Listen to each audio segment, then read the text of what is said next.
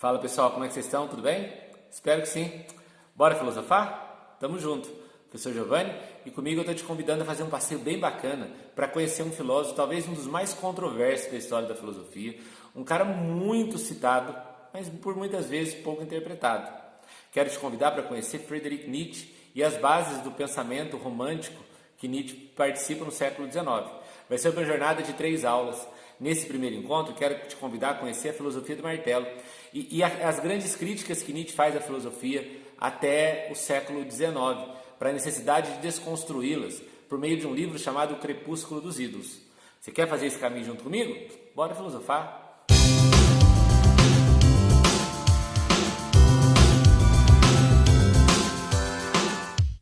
Então, só para a gente entender quem é Nietzsche, Nietzsche é um filósofo da Prússia, Alemanha, tá? Ele nasce em 1844, morre em 1900. Os últimos 11 anos da vida dele, ele é diagnosticado com loucura, tá? Nasce numa família cristã, o pai dele é pastor protestante, mas quando ele tem 12 anos, o pai dele morre, e aí ele começa a ter uma outra visão do mundo. E aí, aos poucos, ele vai se distanciando daquele valor religioso que herdou da família dele. E aí ele vai construir toda a ideia dele sobre o homem. E é fundamental, meus amores, vocês lembrarem que toda a compreensão de Nietzsche sobre o homem passa por um profundo pessimismo. É tanto que em Nietzsche a gente tem aquela ideia de niilismo, ou seja, a perda do sentido, a perda total do sentido da vida. Tá? E o Nietzsche ele escreve alguns livros muito legais. A aula nossa a gente vai basear em 2 livros do Nietzsche. Crepúsculo dos Ídolos e Assim Falou Zaratustra.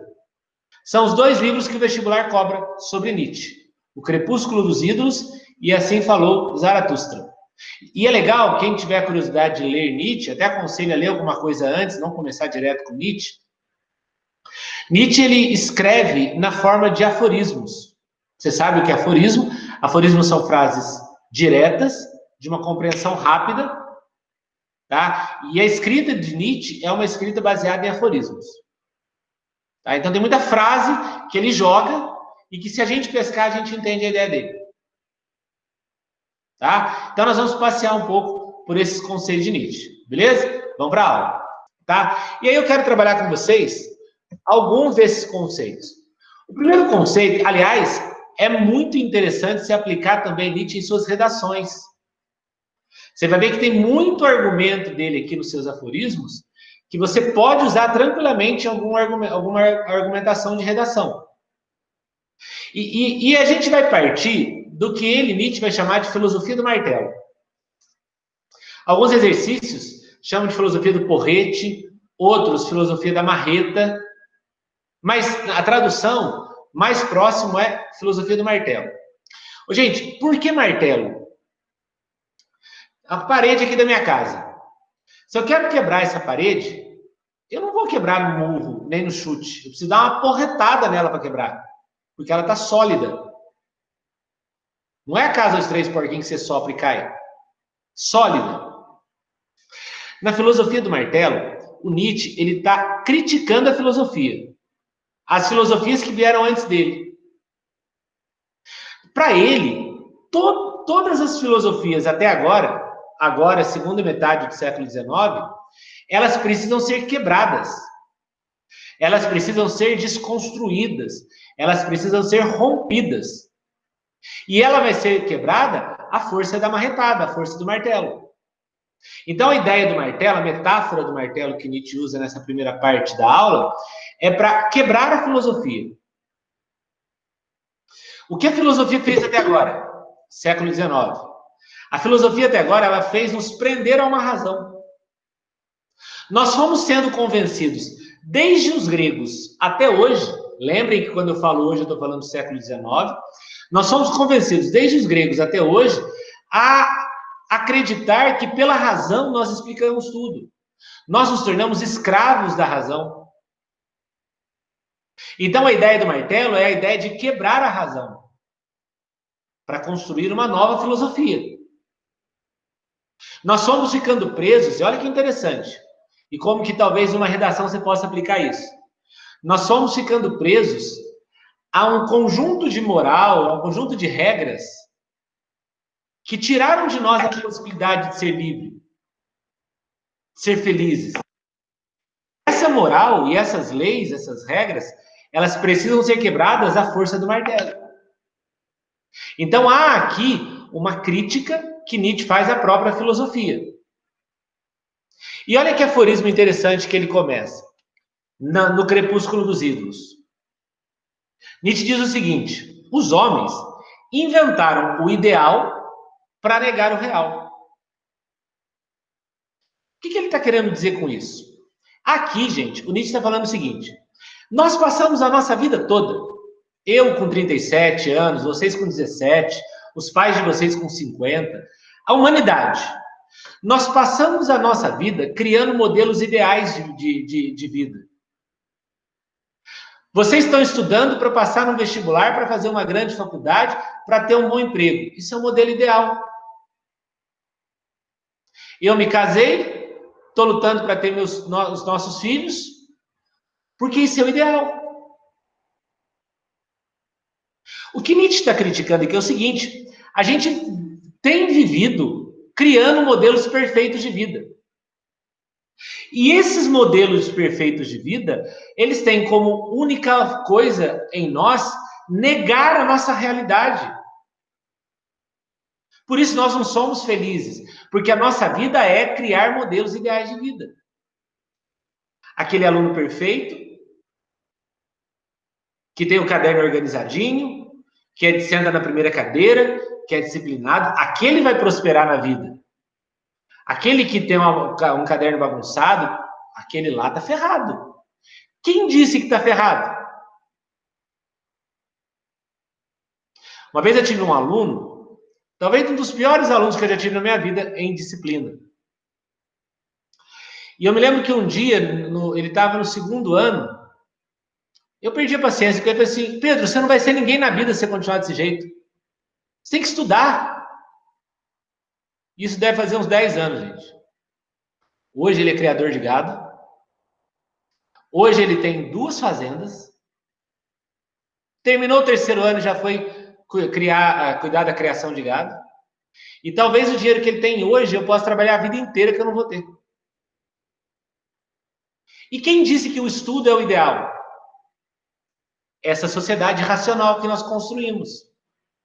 Para Nietzsche, o grande problema é que a gente ficou criando isso tudo. E a proposta dele é negar essa filosofia. Porque na concepção nietzschiana, esses modelos ideais de vida negam a natureza das coisas. Porque talvez você, quem aí estiver assistindo a aula, talvez você tenha uma vontade em sua natureza. E essa vontade não passa por estudar, prestar um vestibular e cumprir todos os preceitos que a sociedade determinou.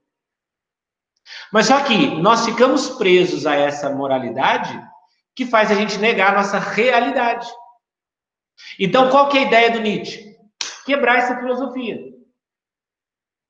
A ideia do Nietzsche é romper com essa filosofia. Por quê? Porque na visão dele, a filosofia até hoje só buscou definir respostas. E essas respostas que a filosofia definiu para nós até hoje, na verdade, são valores superiores. Gente, você vai ler Nietzsche e você vai perceber que lendo Nietzsche, vai vir um tanto de interrogação na tua cabeça. Por que isso? O que ele quer dizer com aquilo? E o Nietzsche não dá resposta. Vai ter algum momento da aula que você vai ter vontade de escrever para mim, mas, gente, o que ele quis dizer com isso? Não existe uma resposta. Porque não é a preocupação de Nietzsche dar respostas. Porque toda resposta é um valor superior. A resposta para a sua vida está na sua própria natureza. Então, essas filosofias que vieram até agora ficaram criando padrões, valores. Além disso, essa filosofia nada mais fez do que criar ídolos para nós. Ídolos como o mundo das ideias. Vejam, o que Platão falou para nós?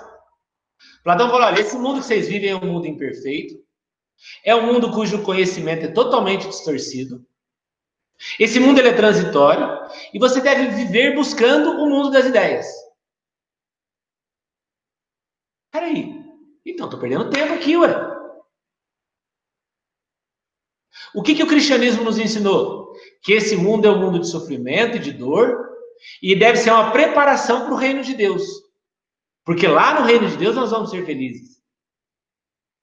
Tem alguma coisa errada aí. Então, o que o Nietzsche está identificando é que nós vivenciamos a todo tempo construindo ídolos para nós. O objetivo de, no final do ano, prestar um vestibular e entrar em uma faculdade é um ídolo.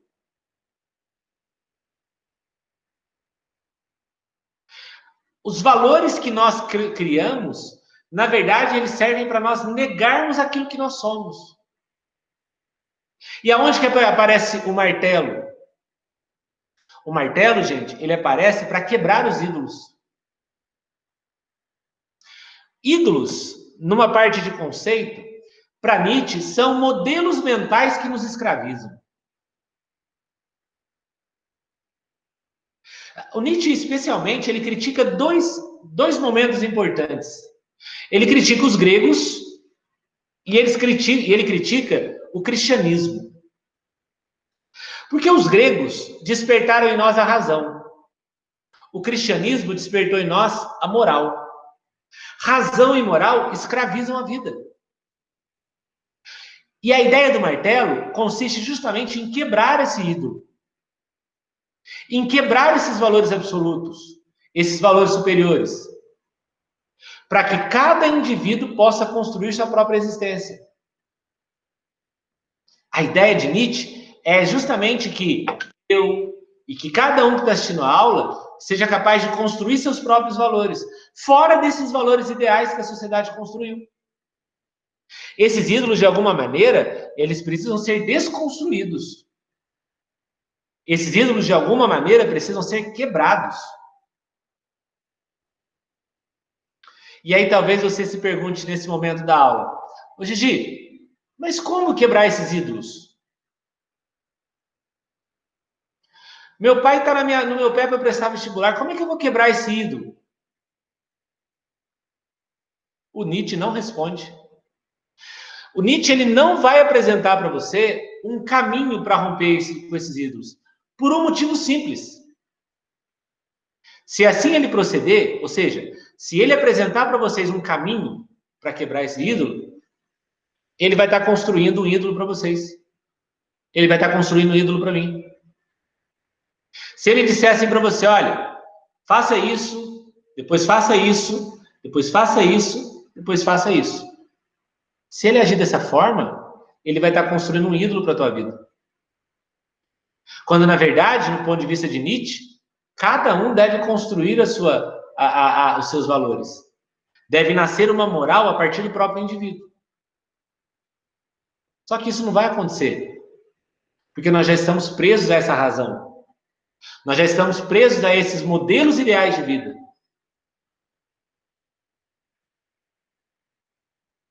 Eu tenho certeza absoluta que em algum momento você já teve vontade de jogar os cadernos pro alto, tacar fogo em tudo.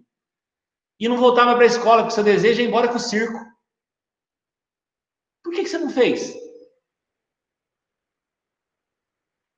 Porque existem modelos ideais que matam a nossa natureza real. E que nós somos incapazes de quebrá-los. Portanto, estamos presos aos ídolos. Ainda dentro dessa ideia de filosofia do martelo, Nietzsche vai definir o que ele entende por verdade. O que é verdade para Nietzsche? Verdade é a soma de todos os instintos. Verdade é aquilo que está na minha natureza. Verdade é aquilo que está em mim. A verdade, presta muita atenção.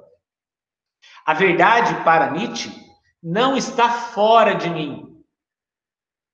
Verdade não é aquilo que eu acredito porque alguém determinou que aquilo seja verdade.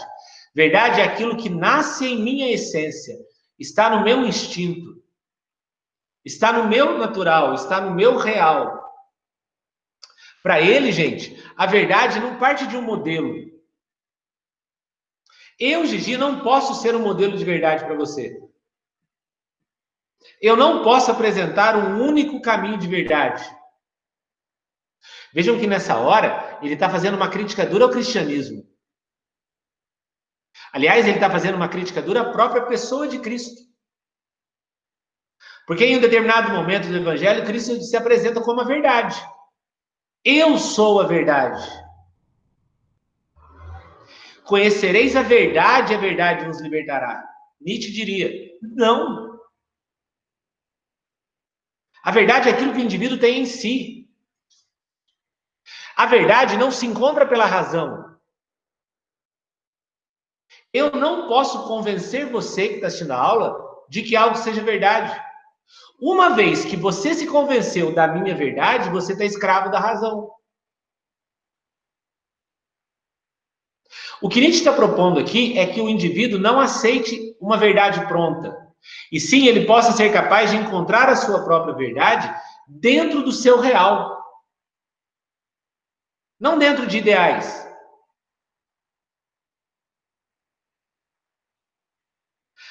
Quando o indivíduo atinge essa ideia de verdade, ele vai alcançar aquilo que Nietzsche chama de vida verdadeira. Vida verdadeira nada mais é do que aquilo que está acima da razão. Aquilo que é irracional. Vida verdadeira para Nietzsche nada mais é do que aquela vida que não é falseada por conceitos. O homem de Nietzsche vai alcançar a vida verdadeira quando ele não for dependente ou quando ele não for dominado por conceitos externos.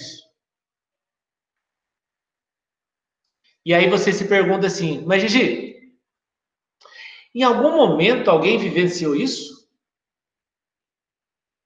Será que nós atingimos essa vida verdadeira? Será que nós já atingimos o super-homem de Nietzsche? Quando Nietzsche define o que é super-homem, ele fala, olha, super-homem é a condição existencial de um homem perfeito. É aquele homem que consegue viver a vida verdadeira. E qual é a conclusão que Nietzsche chega? Ele diz o seguinte, esse super-homem nunca existiu. E talvez ele nunca existirá.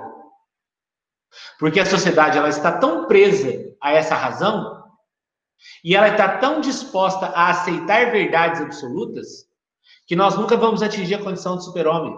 Logo, nós nunca seremos felizes. Porque o que é verdade para o mundo ocidental? O que é verdade para o mundo judaico-cristão ocidental, segundo Nietzsche? Verdade são modelos ideais de vida. Verdade é a religião. Verdade é a razão. Verdade é a metafísica. E nenhum desses elementos nascem do homem. São todos impostos a partir de modelos. Platão e Sócrates, Descartes e o racionalismo e a metafísica, Deus. Enquanto nós não formos capazes de quebrar esses ídolos, nós não vamos viver a vida verdadeira e logo não vamos atingir a condição de super-homem. E o pessimismo de Nietzsche é perceber que esse dia não vai chegar. Então, pessoal, nesse primeiro encontro a gente trabalhou todas as bases do Crepúsculo dos Ídolos. De que maneira nós precisamos desconstruir a filosofia para nascer uma nova moral e assim atingir uma vida verdadeira. E no final a gente percebeu que, como Nietzsche é pessimista, ele conclui que nós não atingimos ainda a condição de super-homem e talvez nem vamos atingir. No próximo encontro, te convido a conhecer um outro livro de Nietzsche chamado Assim Falou Zaratustra e nele trabalhar a questão da moral, de se de fato vivemos a vida que desejamos ou se nós somos presos a esses ídolos e não conseguimos construir. Nietzsche vai trabalhar com a gente a ideia da força ativa e reativa a partir de dois deuses da mitologia, Apolo e Dionísio. Você quer conhecer essa maravilha de Nietzsche? Bora filosofar!